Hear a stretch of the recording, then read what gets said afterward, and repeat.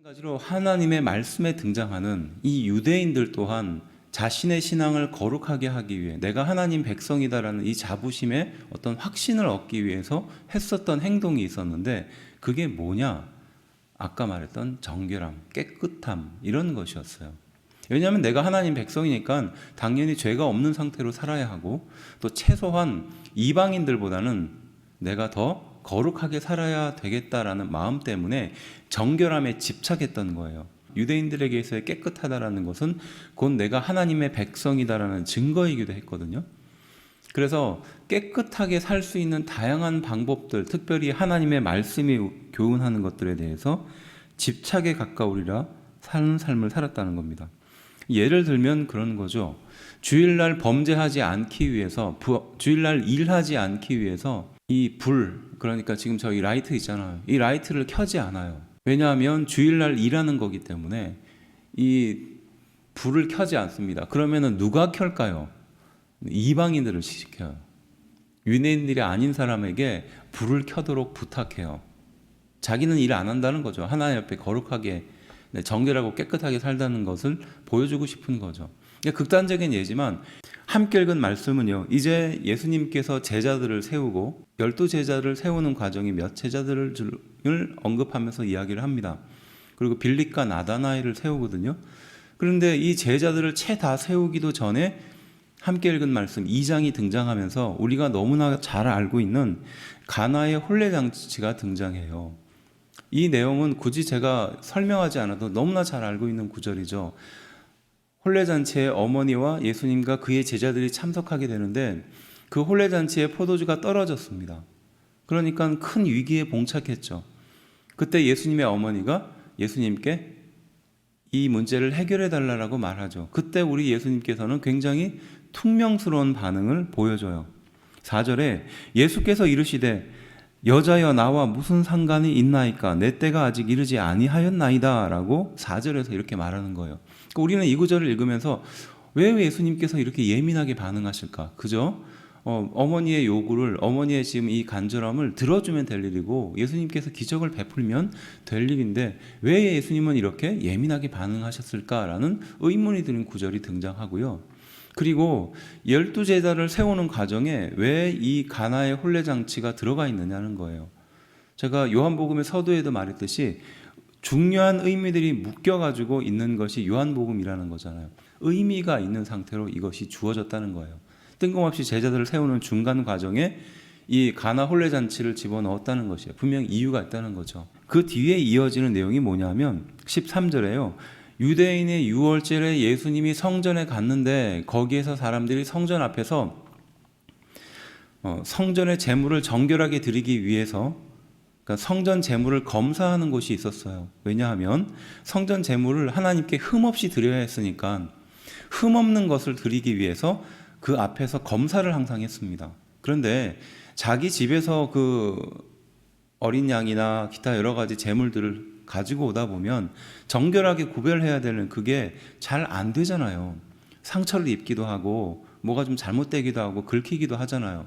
그러면 그것을 성전 앞에서 감별을 해주는 거예요. 그러니까 이게 드릴 만한 헌물인지 아닌지 감별을 해서 드릴 만한 헌물은 드리게 하겠지만 깨끗하지 못한 것, 상처 입은 것은 돌려보내는 거예요. 그럼 이 사람은 예배를 드리기 위해서, 제물을 드리기 위해서 어떻게 해야 될까요? 다시 집에 돌아가서 물건을 가져올까요? 아니거든요. 성전 앞에서 팔고 있는 정결하게 구별된 그것을 대신 사서 대신 드렸던 거죠. 그런데 여기에 무엇이 결탁하느냐? 돈의 문제가 들어가는 거예요. 제사장이 이것들을 주관하기 시작하면서 제물을 가지고 오는데 제물을 많이 그대로 받아들여서 그대로 제물로 드리는 게 제사장에게 이익이 될까요? 아니면 그 제물을 최대한 트집을 잡아서 돌려보내서 자기의 제물을 사게 하는 게 이득이 될까요? 당연히 후자겠죠. 이게 그때 당시에 성전 앞에서 행해졌던 일들이거든요. 그러니까 예수님께서 바로 그걸 보신 거예요. 정결하고 깨끗하게 하려는 그 사람들의 마음속에 숨겨져 있는 그 잘못된 죄악을 보신 거죠. 그리고 앞서 말했던 혼례 예식에 있어서 정결함은 굉장히 중요했거든요. 일평생 한 번밖에 치러질 수밖에 없는 그 결혼이 하나님 앞에서 성결하고 거룩하게 진행되기 위해서는 반드시 필요한 것이 있었겠죠. 그것 중에 하나가 깨끗함이에요. 왜냐하면 바깥에서 이렇게 지내다가 한 집에 초대를 받을 때 가장 먼저 했어야 할 일이 자기의 손과 발을 깨끗하게 씻는 것입니다. 나의 불결함이 이 초대받은 혼례집에 가서 죄악으로 미쳐지면 안 되니까. 그렇지 않겠습니까? 그래서 혼례의식에 있어서 굉장히 이 정결함은 중요한 의미였거든요. 바로 그 정결함의 상징이었던 물 항아리를 포도주로 바꾸는 사건을 예수님은 처음에 보여주는 거예요. 자, 이 두 사건이 어떻게 보면은 다른 이야기 같아요. 그래서 우리는 앞에 있는 이 포도주가 변하는 사건을 그냥 기적 그 자체로만 이해해서 예수님께서 포도주를 변화시켰다. 이것은 정말 놀라운 기적이다. 우리의 인생에도 그런 기적과 같은 일이 일어나야 된다라고 교훈을 마무리하는 경우가 대부분이었습니다. 그런데 요한복음의 2장의 전체적인 의미를 보면 거기에만 초점이 맞춰져 있지 않다는 것을 눈치챌 수 있을 거예요. 이해가 되시죠? 깨끗하고 정결하고 거룩하게 살려는 이 좋고 선한 의도가 변질되기 시작하는 거예요. 그래서 정결함에 집착하기 시작하는 거죠. 그것과 더불어서 나타나는 것이 무엇이냐? 앞서 말했듯이 돈이 들어가기 시작하고 잘못된 어떤 그것이 들어가기 시작하는 거예요. 그래서 함께 읽은 이 말씀을 가지고 11절은 이렇게 평가합니다. 예수께서 이 첫 표적을 갈릴리 가나에서 행하여 그의 영광을 나타내심에 제자들이 그를 믿었다라고 말하거든요. 굉장히 중요한 구절이에요. 예수님께서 이 기적을 보여줬는데 이것을 무엇이라고 표현하느냐? 표적이라고 표현하는 거예요. 그래서 예수님의 7가지 가장 중요한 표적 중에 첫 번째가 바로 이 갈릴리 가나에서의 혼례잔치에 물이 포도주가 변하게 하는 그 장면이거든요. 그리고 이것을 표적으로 삼았다는 거예요. 표적은 무슨 뜻이죠? 기적이 아니에요. 기적보다 더 깊은 의미가 있죠. 그것을 통해서 이적과 기사와 예언과 환상과 꿈을 통해서 그 어떤 목적을 갖고 있는 겁니다. 그렇다면 그 표적의 목적은 무엇일까요? 예수님께서 이 세상에 오신 목적이 과연 뭐냐는 거예요. 그것은 사람들이 잘못된 그 정결함에 집착하고 있는, 어떻게 보면 잘못된 생각에 사로잡혀 있는, 하나님께서 이것을 기뻐하실 것이야 라고 생각하는 그것을 예수님께서 온전하게 하기 위해서 오셨다라는 말씀인 줄로 믿습니다. 그러니까 내가 거룩하다라고 생각하고 내가 하나님 보시기에 기쁘게 한 행동이다라고 한 행동 속에 잘못된 마음, 죄악에 얽혀있는 마음, 하나님이 기뻐하지 않는 마음들이 숨어져 있는데 이것을 정결함으로 포장하고 있었던 거예요. 거룩함으로 포장하고 있었던 겁니다. 내 자신을 감추기 위한 수단으로 사용했다는 거죠. 우리가 한 주간 죄를 짓고 살다가 이제 거룩한 성전에 나와서 가장 먼저 지난 한 주간 지었던 죄, 지난 하루 동안 지었던 죄를 하나님께 회개하고 엎드리며 나아가죠. 하나님과 우리 사이에 죄가 없어야 하니까 당연한 것입니다. 그렇지만 거기에만 집착하다 보면은 나머지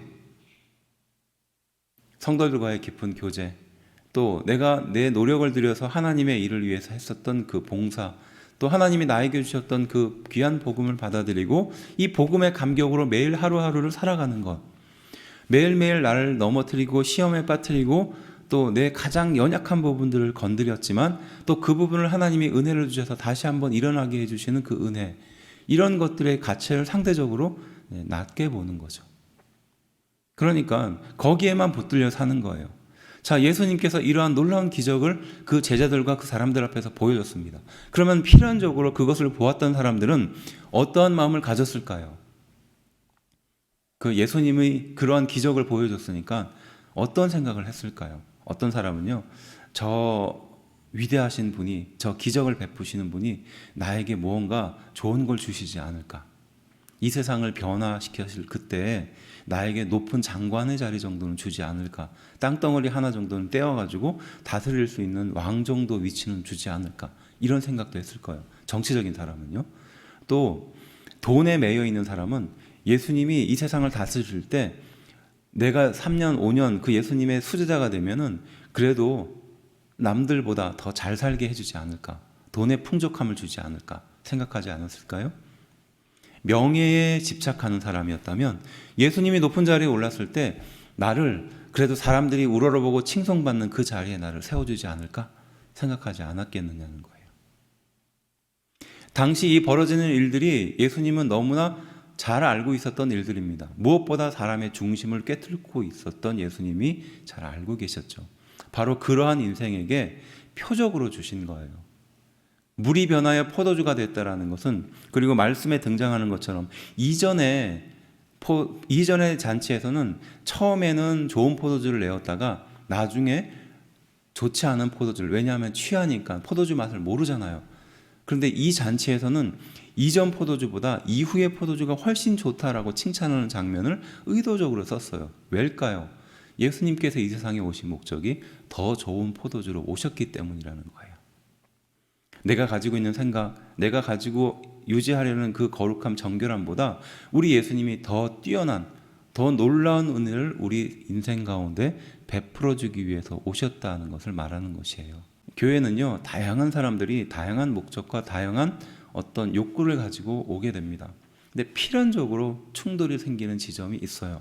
무엇이냐? 자신이 가지고 있는 선입관입니다. 어떤 사람은 또 이런 말하기 그렇지만 돈에 매여 있어요. 또 어떤 사람은 명예에 매여 있습니다. 또 어떤 사람은 어떤 자신을 깨끗하게 하는 거기에 매여 있어요. 이것이 필연적으로 걸림돌이 돼서 우리를 시험에 빠뜨리게 되는 경우가 많습니다. 마찬가지로 예수님 또한 이 기적을 보여주면서 이 주변에 있는 사람들이 이 기적을 어떻게 받아들일지 너무나 잘 알고 계셨어요. 그래서 2장 말미에 이렇게 말하는 거죠. 23절이죠. 함께 읽은 말씀이에요. 6월절에 예수께서 예루살렘에 계시니 많은 사람이 그의 행하시는 무엇을 보고요? 표적을 봤잖아요. 표적을 보고 그의 이름을 믿었으나예요. 믿었다라고 끝나는 게 아니라 믿었지만, 그 놀라운 기적과 표적을 보고 믿었지만, 24절, 예수는 그의 몸을 그들에게 의탁하지 아니하셨으니 라고 해요. 예수님이 그들의 요구나 그들의 생각에 따라가지 않았다는 거예요. 의탁하지 않았다는 거예요. 그리고 이는 친히 모든 사람을 아심이다는 거예요. 그 사람들의 중심에 무엇이 자리 잡고 있었는지 누구보다도 우리 예수님이 잘 알고 계셨다는 것이에요. 그래서 25절에 이렇게 마무리하죠. 또 사람에 대하여 누구의 증언도 받으실 필요가 없었으니, 그러니까 사람에게 이런 것을 증거할 이유가 없었으니라는 거예요. 사람에 의지하지 않았으니라는 거예요. 그러면서 이는 그가 친히 사람의 속에 있는 것을 아셨음이니라 라고 말합니다. 사람의 깊은 곳에 자리 잡고 있는 그것이 무엇인지 잘 알고 있었기 때문에 예수님은 그것을 해결하기 위해서 이 세상에 오셨고, 그것을 보여주기 위한 표적으로 함께 읽은 말씀, 가나의 혼례잔치에 물이 포도주가 변하게 하셨고 성전 청결의 사건을 말씀하셨다는 것이죠. 우리 안에 잘못된 그 죄의 습관, 신앙의 습관을 버리기 위해서 우리가 가장 먼저 해야 할 일은 무엇일까요? 깨끗하게 하는 것, 거룩하게 하는 것도 중요하지만 그보다 더 중요한 것은 우리 이 예수님께서 행하신 그 일을 기억해서 우리의 가슴에 새기고 예수님께서 가신 그 길을 우리 또한 따라가는 길인 줄로 믿습니다. 예수님은요, 우리를 참다운 은혜 속에 살게 하기 위해서 이 세상에 오셨습니다. 우리가 죄악에 붙들려 살 때, 우리가 잘못된 습관에 붙들려 살 때 바로 그 문제를 해결하기 위해서 이 세상에 오셨던 것이죠. 그리고 또한 예수님의 방법대로 그 모든 것을 해결해 주셨다는 것이에요. 오늘 귀한 하루, 또 일주일이 바로 이 예수님의 방법대로 해결하는 우리가 되기를 주의 이름으로 축원합니다. 일이 잘 안 되면은요, 예수님을 붙드시기를 바랍니다.